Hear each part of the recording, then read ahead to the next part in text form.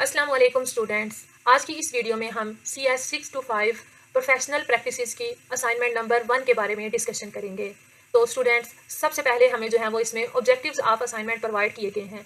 हम इनको जो है वो जल्दी से रीड आउट कर लेते हैं। ठीक है, सबसे पहले हमारे पास है to understand the profession, professional ethics and code of ethics, the structure of an organisation. आपको जो है वो अपने इस प्रोफेशन का जो है वो अंडरस्टैंडिंग हो जाएगी। ठीक है, आपको professional ethics and code of ethics का भी पता लग जाएगा। ठीक है, एंड आपको जो है वो किसी भी ऑर्गेनाइजेशन का जो स्ट्रक्चर है उसका भी जो है वो थोड़ा आइडिया हो जाएगा। नेक्स्ट हमारे पास है अपलोडिंग इंस्ट्रक्शंस, कि आपने जो है वो अपनी फाइल को अपलोड कैसे करना है अपने विजुअल LMS पर। ठीक है, तो योर असाइनमेंट में must be in dot doc और डॉक्स फॉर्मेट। ठीक है, कि आपकी जो असाइनमेंट है वो आपका डॉक फॉर्मेट में होना चाहिए या डॉक्स के फॉर्मेट में होनी चाहिए।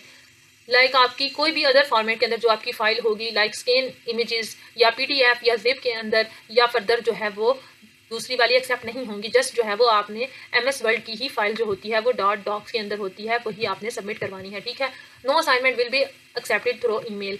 आपकी कोई भी जो है वो असाइनमेंट जो है वो आपकी ईमेल के थ्रू एक्सेप्ट नहीं की जाएगी, ना ही आपको जो है वो उसके मार्क्स प्रोवाइड किए जाएंगे। ठीक है, अच्छा, रूल्स फॉर मार्किंग, आपकी जो है वो असाइनमेंट की मार्किंग किस तरह होगी। It should be clear that your assignment will not get any credit if, वो कह रहा है ये आपको क्लियर कर दिया जाता है कि आपकी जो असाइनमेंट के अंदर ये चीज़ें होंगी तो आपको जो है वो कोई क्रेडिट जो है वो इसका नहीं दिया जाएगा। क्रेडिट का मतलब कि आपको मार्क्स नहीं दिए जाएंगे। आपकी असाइनमेंट जो है वो आपकी ड्यू डेट के बाद जो है वो सबमिट होगी। लाइक अगर आपकी 30 लास्ट डेट है तो आप जो है वो अगर फर्स्ट को इसको सबमिट करवाते हैं तो वो आपकी एक्सेप्टेबल नहीं होगी।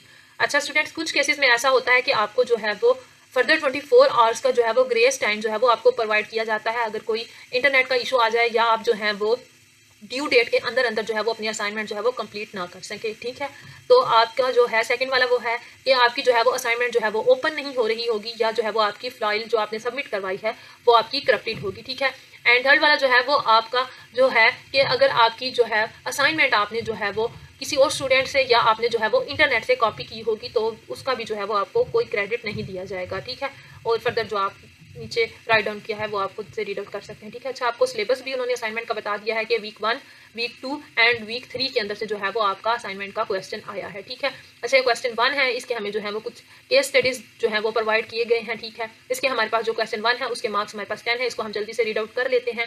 केस स्टडी 1 हमारे पास जो है वो है कि a national retail company manages all it's stores from the head office. The head office decides what products will be sold, sets prices and plans promotional campaigns. Store managers are not allowed to make any changes and must follow our instructions exactly. अच्छा, वो कह रहा है कि एक national retail company है। ठीक है, वो अपने सारे स्टोर्स को हेड ऑफिस से मैनेज करती है। लाइक उनका अगर हेड ऑफिस लाहौर में है तो वो लाहौर से अपने जो दूसरे उसके सब ब्रांचेस हैं, ठीक है, उनको वो जो है वो मैनेज करती है। ठीक है, हेड ऑफिस ही जो है वो डिसाइड करता है कि क्या प्रोडक्ट जो है वो उन्होंने सोल्ड करना है।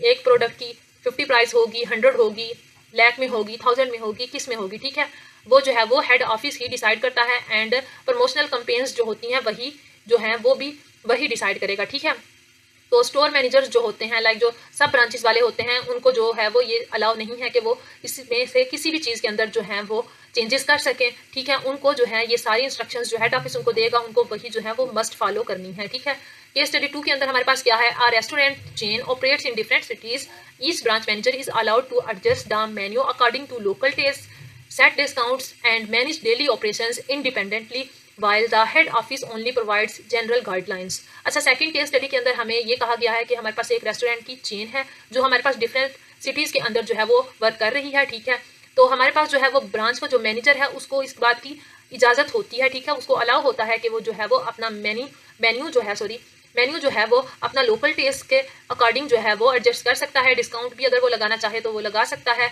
और डेली के जो ऑपरेशंस होते हैं वो आज़ादी से जो है वो अपने परफॉर्म कर सकता है। ठीक है, इंडिपेंडेंटली परफॉर्म कर सकता है।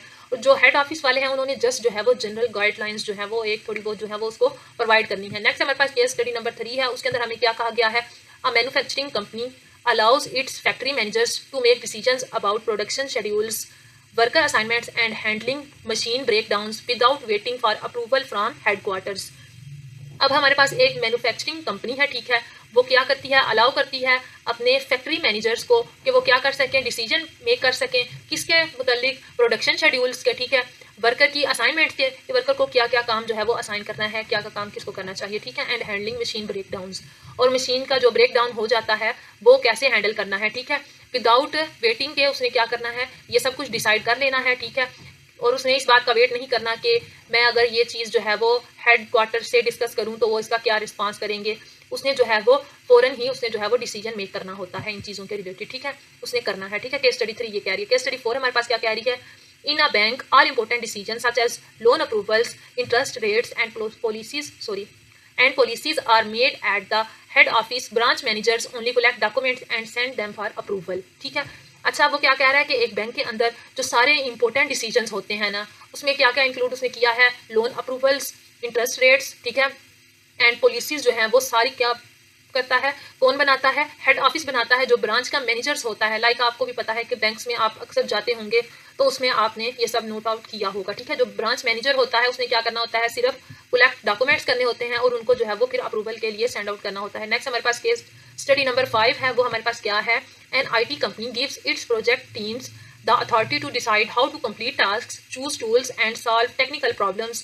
Management only sets overall goals and deadlines, allowing teams to make their own decisions.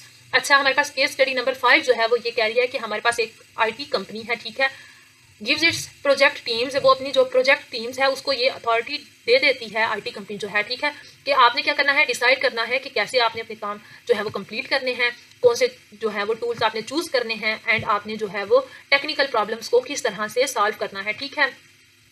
बस जस्ट जो है वो अपनी जो उनकी प्रोजेक्ट की टीम है उसको ये अथॉरिटी दे देते हैं, ठीक है। फिर क्या होता है, मैनेजमेंट ने क्या करना है, उसने क्या करना है, उसने सेट करने हैं सिर्फ ओवरऑल गोल्स एंड डेडलाइंस जो है वो उनकी बतानी है उनको, ठीक है, अपनी टीम को। और क्या करना है, अलाइन करना है टीम को कि वो क्या करते हैं कि अपने डिसीजंस जो हैं वो खुद बनाएं, ठीक है। तो इंस्ट्रक्शन जो हमें दी गई हैं, ठीक है, read each case carefully and identify whether the organisation is following a centralised और decentralised approach, fill the following table with a suitable approach, ठीक है। अच्छा, मैंने अब आपको सारे केस स्टडी जो है वो डीपली रीड आउट करके एंड देन फिर उनको फर्दर एक्सप्लेन भी कर दिया है। होप सो आपको जो है इन सब 5 के 5 केस स्टडीज़ की जो है वो अंडरस्टैंडिंग होगी। देन फिर अब आपने क्या करना है, ये आपको नीचे उन्होंने टेबल जो है वो प्रोवाइड किया है, उसके अंदर आपने क्या करना है, सब केस स्टडीज़ को अगेन रीड कर लेना है अपने तौर पे, ताकि आपको जो है वो वेल अंडरस्टैंडिंग हो जाए। देन फिर आपने इधर जो है ये सामने वाले कॉलम में आपने बताना है कि ये सेंट्रलाइज्ड अप्रोच है या डिसेंट्रलाइज्ड अप्रोच है, ठीक है। तो ये जो है हम इसके सोल्यूशन फाइल की तरफ मूव ऑन करते हैं। तो उधर जो है वो मैंने आपको डिफाइन किया हुआ है, एक्सप्लेन किया हुआ है कि आपके पास सेंट्रलाइज्ड ऑर्गेनाइजेशन क्या होती है और डिसेंट्रलाइजेशन वाली ऑर्गेनाइजेशन क्या होती है। तो इसको हम जो है वो थोड़ा रीड आउट कर लेते हैं, यहाँ से थोड़ा मैं इसको जूम आउट कर देती हूँ, ठीक है। तो इस तरीके से जो है वो आपने अपने सोल्यूशन की फाइल को स्टार्ट करना है, ठीक है। अगर आप चाहें तो इसके टॉप पर जो है वो आप अपना VUID लिख सकते हैं, ठीक है, BC समथिंग जो स्टार्ट होती है, ठीक है, इससे ऊपर जो है वो आप लिख सकते हैं, ठीक है। उसके अलावा अगर आप ना भी लिखें तो इट्स ओके, बट आपको थोड़ा प्रेजेंटेबल फॉर्मेट जो है वो बनाना पड़ता है, ठीक है। अच्छा, क्वेश्चन 1 हमारे पास है कि हमने क्या करना है, आइडेंटिफाई करना है सेंट्रलाइज एंड डिसेंट्रलाइज्ड अप्रोच को। तो सबसे पहले हम जो है वो सेंट्रलाइज एंड डिसेंट्रलाइज्ड की डेफिनेशन जो है वो रीड आउट कर लेते हैं।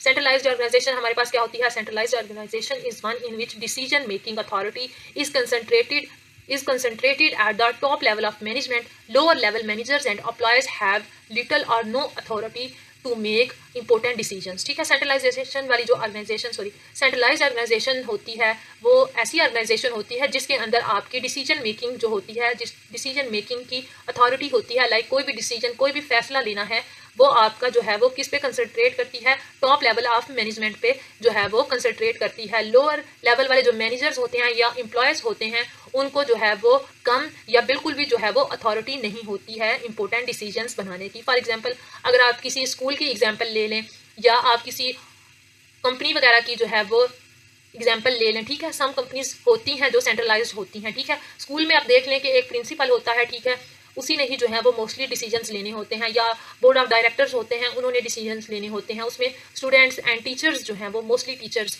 स्टूडेंट्स तो जस्ट जो है वो पढ़ने के लिए जाते हैं, टीचर्स जो हैं वो उसमें जो है उनका कोई जो है ज़्यादा अमल दखल नहीं होता, जस्ट जो है वो स्कूल वाले ही जो है वो डिसीजन ज़्यादा लेते हैं, ठीक है, वही डिसीजन जो है वो मेकिंग करते हैं, ठीक है।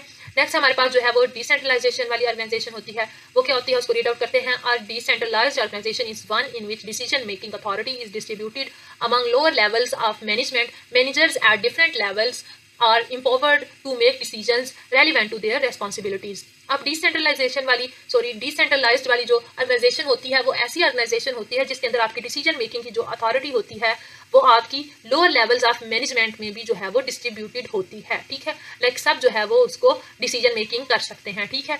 तो मैनेजर्स जो होता है एट डिफरेंट लेवल्स और एम्पावर्ड मैनेजर्स जो होते हैं वो डिफरेंट लेवल पे एम्पावर्ड करते हैं to make decisions relevant to their responsibilities. वो सब जितने भी पर्सनस होते हैं, चाहे वो एम्प्लॉयज़ हैं, मैनेजर्स हैं या प्रोजेक्ट मैनेजर्स हैं, डिफरेंट टाइप्स के जो लोग हैं, उनको जो है वो उनकी हैसियत के अकॉर्डिंग जो है वो उनको उनकी जिम्मेदारी जो है वो सौंप देते हैं, ताकि वो जो है वो जिस चीज़ में वो अच्छे हैं वो अपनी जिम्मेदारी जो है वो उस तरीके को लेकर, उस नॉलेज को लेकर जो उनके पास है, अपनी अच्छे से जो है वो डिसीजन मेकिंग कर सके अपनी रिस्पॉन्सिबिलिटी के अकॉर्डिंग, ठीक है। तो स्टूडेंट्स, ये आपके पास जो है सेंट्रलाइज ऑर्गेनाइजेशन एंड डिसेंट्रलाइजेशन वाली ऑर्गेनाइजेशन का जो है वो कंसेप्ट था। होप सो आपको जो है वो अंडरस्टैंडिंग होगी। इसके बाद जो है वो टेबल फिल आउट करने में आपको जो है वो कोई फर्दर जो है वो डिफिकल्टी फेस नहीं करनी पड़ेगी। तो इसको देख लेते हैं। तो हमारे पास जो है वो केस स्टडी 1 है वो हमारे पास सेंट्रलाइज्ड है, केस स्टडी 2 हमारे पास डिसेंट्रलाइजेशन वाली है, केस स्टडी 3 हमारे पास डिसेंट्रलाइज्ड है, केस स्टडी 4 हमारे पास सेंट्रलाइज्ड है एंड 5th वाली भी हमारे पास जो है वो डिसेंट्रलाइज्ड है। यहाँ मैं आपको 2-3 केस स्टडी जो है वो रीड आउट करके बताऊंगी, बाकी जो फर्दर रह जाएंगी वो आपने इधर से नीचे से एक्सप्लेनेशन से जो है वो वीडियो को पॉज आउट करके आपने जो है वो रीड आउट कर लेनी है, ठीक है। तो केस स्टडी 1 हमारे पास है, all decisions are made by the head office, store managers have no decision making power, therefore it is centralised, ठीक है। सारे डिसीजंस जो हैं वो हेड ऑफिस ही बना रहा है, ठीक है। और जो स्टोर मैनेजर्स हैं उनके पास कोई जो है वो डिसीजन मेकिंग की पावर नहीं है, तो ये आपके पास ऑब्वियसली आपका सेंट्रलाइज्ड वाली ऑर्गेनाइजेशन बनेगी, ठीक है। नेक्स्ट हमारे पास केस स्टडी 2 है, उसको रीड आउट कर लेते हैं। Branch managers can adjust menus, offer discounts and manage operations independently, this reflects our decentralised structure, ठीक है। ये आपका जो है वो डिसेंट्रलाइज्ड स्ट्रक्चर को डिनोट करता है, ठीक है। क्योंकि अब ब्रांच मैनेजर्स जो है वो मेन्यू को एडजस्ट कर सकता है, वो डिस्काउंट भी ऑफर कर सकता है और जो है वो मैनेज कर सकता है, डेली के जो ऑपरेशंस हैं वो भी इंडिपेंडेंटली कर सकता है मैनेज। तो ये आपके पास आपकी डिसेंट्रलाइज्ड वाली ऑर्गेनाइजेशन बन जाती है, ठीक है। नेक्स्ट हमारे पास है केस स्टडी 3, इसको हम जो है वो रीड आउट कर लेते हैं। Factory managers make operational decisions without seeking approval, this is our decentralised approach. जो फैक्ट्री का मैनेजर है वो ऑपरेशनल डिसीजंस को विदाउट सीकिंग अप्रूवल जो है अपर मैनेजमेंट की अप्रूवल का वेट किए बगैर जो है वो अपने डिसीजंस, ऑपरेशनल डिसीजंस जो है वो बना सकता है। तो इसको हम जो है वो क्या कह सकते हैं, डिसेंट्रलाइज्ड वाली अप्रोच, ठीक है। नीचे मैं आगे स्क्रॉल डाउन करती हूँ, तो ये जो 2 आपके पास केस स्टडीज हैं ये आपने वीडियो को पास आउट करके खुद से रीड आउट कर लेना है ताकि आपको समझ आ जाए, ठीक है। नेक्स्ट हम जो है वो असाइनमेंट फाइल की तरफ मूव ऑन करते हैं। हम जो है वो अब क्वेश्चन नंबर 2 की तरफ मूव ऑन करते हैं। हमारे पास क्वेश्चन नंबर 2 क्या है, इसमें भी हमें जो है वो सिनेरियोज ही प्रोवाइड किए गए हैं। 5 सिनेरियो जो है वो हमें प्रोवाइड किए गए हैं। जल्दी से हम जो है वो सिनेरियो को रीड आउट कर लेते हैं। सिनेरियो 1 हमारे पास है, a manager is planning a new software system, he creates timelines, assigns tasks, tracks progress using charts and ensures the project is completed on time and within the budget while maintaining quality। अच्छा, scenario 1 के अंदर वो हमारे पास क्या कह रहा है कि एक मैनेजर है जो क्या कर रहा है, प्लानिंग कर रहा है न्यू सॉफ्टवेयर सिस्टम की। उसने क्या करना है, टाइमलाइंस क्रिएट करनी है, टास्क असाइन करने हैं, प्रोग्रेस को ट्रैक करना है, किसको, यूजिंग चार्ट करते हुए, ठीक है। एंड इंश्योर करना है कि प्रोजेक्ट जो है वो उसका ऑन टाइम और विद इन बजट कंप्लीट हो जाए और उसकी क्वालिटी भी स्टिल मेंटेन रहे। नेक्स्ट हमारे पास सिनेरियो 2 है, आप manager oversees all departments in the company including HR, finance and operations, ensuring that the entire organisation runs smoothly and meets its objectives. अब सेकंड वाले वो हमारे पास क्या कह रहा है कि एक मैनेजर है जो हमारे पास कंपनी के ऑल डिपार्टमेंट्स को जो है वो ओवरसीज करता है। उसमें हमारे पास HR आ जाता है, फाइनेंस आ जाता है एंड ऑपरेशंस वाला आ जाता है। और क्या इंश्योर करना है कि जो उसकी सारी ऑर्गेनाइजेशन है वो स्मूथली रन कर रही है और जो उस ऑर्गेनाइजेशन को बनाने का ऑब्जेक्टिव था वो कंप्लीट हो रहा है, ठीक है। सिनेरियो 3 हमारे पास है, a senior executive decides the long term direction of company, monitors overall performance and handles major issues affecting the entire organisation, ठीक है। जो हमारे पास सीनियर एग्जीक्यूटिव एक मैनेजर है, ठीक है, सीनियर एग्जीक्यूटिव है, वो हमारे पास डिसाइड कर रहा है लॉन्ग टर्म डायरेक्शन कंपनी की। उसके अंदर वो क्या कर रहा है, उसकी ओवरऑल परफॉर्मेंस को मॉनिटर कर रहा है और हैंडल कर रहा है जो आपकी एंटायर ऑर्गेनाइजेशन को इश्यूज जो हैं वो इफेक्ट कर सकते हैं, ठीक है। सिनेरियो 4 हमारे पास है, a manager uses tools like Gantt charts and critical path analysis to manage tasks and deadlines in a construction project, ठीक है। सिनेरियो 4 में जो है वो एक मैनेजर है आपके पास, वो क्या यूज़ कर रहा है, गैंट चार्ट को एंड क्रिटिकल पाथ जो एनालिसिस है किसको यूज़ कर रहा है, ठीक है। इस एनालिसिस को यूज़ कर रहा है क्या करने के लिए, टास्क को और जो है वो डेडलाइंस को मैनेज करने के लिए कौन से कंस्ट्रक्शन वाले प्रोजेक्ट के अंदर, ठीक है। सिनेरियो 5 हमारे पास है, manager ensures that factory workers meet daily production targets while maintaining product standards and minimising down time. ठीक है, एक जो आपके पास मैनेजर है वो आपका इंश्योर कर रहा है कि जो फैक्ट्री के वर्कर्स हैं वो अपना डेली का डेली काम जो है वो प्रोडक्शन का जो टारगेट है वो कंप्लीट कर रहे हैं। ठीक है, तो क्या करते हुए जो प्रोडक्ट की आपने क्वालिटी जो है वो आपने मेंटेन रखी हुई है। ठीक है, लाइक उन्होंने वो जो क्वालिटी है वो मेंटेन रखी हुई है और उसका डाउन टाइम जो है वो भी मिनिमाइज है। ठीक है, इंस्ट्रक्शन हमारे पास क्या है, read it scenario carefully and identify which managerial role is primary responsible project manager, production manager, general manager और corporate manager, fill the table accordingly. ठीक है, अब आपने क्या करना है, इन सारे सिनेरियो को रीड आउट कर लेना है। मैंने आपको रीड आउट करके बताया है एंड आपको एक्सप्लेन भी किया है। ठीक है, तो आपने जो है वो इसको रीड आउट कर लेना है सिनेरियोज को एंड फर्दर जो है वो आपने टेबल को फिल आउट कर देना है इसके अकॉर्डिंग। ठीक है, तो ये हमारे पास एक साइड पे सिनेरियोज प्रोवाइड किए गए हैं, दूसरी साइड पे हमने जो है वो सिलेक्टेड मैनेजरिकल रोल को जो है वो आपने फिल आउट करना है। ठीक है स्टूडेंट, तो इसके लिए हम जो है वो सोल्यूशन फाइल की तरफ मूव ऑन करते हैं। सोल्यूशन फाइल जो है वो मैंने ओपन कर ली है। ठीक है, इसमें हमारे पास जो क्वेश्चन नंबर 2 है तो उसको देख लेते हैं। ठीक है, अच्छा ये जो है ये आपने खुद से रीड आउट कर लेना है। अगर अब मैं आपको रीड आउट करके एक्सप्लेन करूंगी तो वीडियो लेंथी हो जाएगी, आपने वीडियो को यहीं पे पास आउट करना है और देन फिर इसको जो है वो आपने रीड आउट कर लेना है ताकि आपको जो है वो अच्छे से इसकी समझ आ जाए। तो हमारे पास जो है वो क्या है, अच्छा ये जो है वो आपको बताया गया है कि प्रोजेक्ट मैनेजर का जो है वो क्या वर्क होता है, प्रोडक्शन मैनेजर का क्या वर्क होता है, जनरल मैनेजर का क्या वर्क होता है एंड कॉर्पोरेट मैनेजर जो है वो क्या करता है। ठीक है, तो सोल्यूशन टेबल है हमारे पास। सिनेरियो 1 जो है वो प्रोजेक्ट मैनेजर, सिनेरियो 2 जो है वो हमारे पास जनरल मैनेजर है, सिनेरियो 3 जो है वो कॉर्पोरेट मैनेजर है, सिनेरियो 4 प्रोजेक्ट मैनेजर है एंड सिनेरियो नंबर 5 जो है वो हमारे पास प्रोडक्शन मैनेजर है। ठीक है, नीचे हमारे पास सिनेरियो की मैंने एक्सप्लेनेशन ऐड की हुई है, वो मैं आपको एक दो सिनेरियोज की रीड आउट कर देती हूँ, बाकी जो है वो आपने खुद रीड आउट कर लेनी है। ठीक है, सिनेरियो 1 हमारे पास क्या कहता है, managing timelines, assigning tasks and ensuring project completion are core responsibilities of a project manager।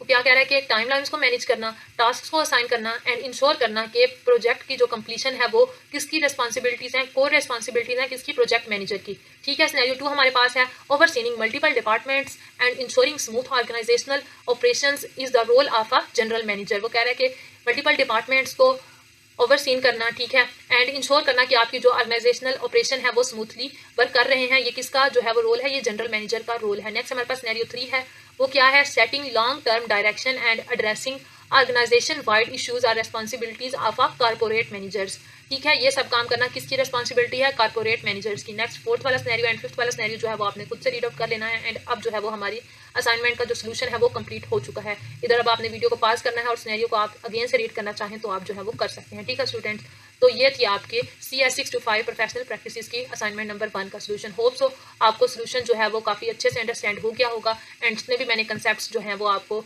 बताए हैं वो आपको अच्छे से अंडरस्टैंड हो गए होंगे। ठीक है स्टूडेंट्स, तो अब आपने क्या करना है, आप सोच रहे होंगे कि ये वीडियो कॉपी कैसे हो सकती है। ठीक है, आपने जो है वो इसका लिखने का स्टाइल थोड़ा जो है वो चेंज कर सकते हैं। अच्छा, इसके अंदर मैंने सोल्यूशन फाइल के अंदर एक्सप्लेनेशन डाली हुई है केस स्टडीज़ की एंड सिनेरियोज़ की, वो जो है वो आपने स्किप कर देनी है, वो आपने जो है वो नहीं डालनी। आपने जो है ये टेबल ऐड करना है। ठीक है, इधर आपने जस्ट जो है वो सिलेक्टेड अप्रोच ऐड कर देनी है। सेकंड क्वेश्चन में भी जो है वो आपने ऐसे ही करना है, मैनेजरिकल जो रोल है वो आपने लिख देना है और बाकी जो है वो आपके असाइनमेंट फाइल रेडी हो जाएगी। ठीक है, तो ये जो है ये आपका सोल्यूशन अब आपने अच्छे से रेडी कर लेना है। तो होप सो आपको जो है वो वीडियो काफ़ी हेल्पफुल लगी होगी। तो अब जो है वो वीडियो को हम यहीं पे एंड करते हैं, मिलते हैं नेक्स्ट हेल्पफुल वीडियो में। तब तक अपना ख्याल रखिएगा एंड मुझे दुआ में याद रखिएगा। अगली वीडियो तक के लिए अल्लाह हाफिज़।